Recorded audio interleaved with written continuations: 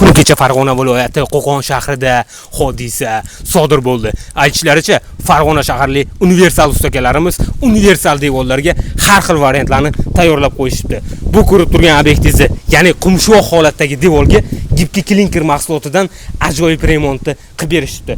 Qo'limda ko'rib turgan mahsulotingiz X-loy, ya'ni 2 qavatli mahsulot bo'lib, gipki klinker deb nomlanar ekan. Buni devorga yopishtirilgandan keyin suv bilan, karchir bilan bemalol yuvish imkoniyatiga ega bo'lar ekansiz. Devoringizga yorug' tushadigan bo'lsa, buni ustiga o'tmas ekan. Xudo xolasa 15 yil garantiyalari bor ekan.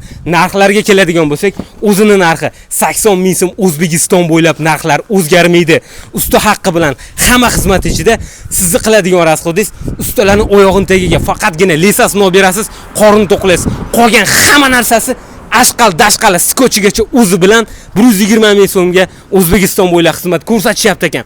Pastga nomerlarni qo'yaman, katalog tashib berishadi, O'zbekiston bo'ylab bepul xizmat ko'rsatishadi. Like bilan podesha qilish esdan chiqmasin. Joniy bo'ldi.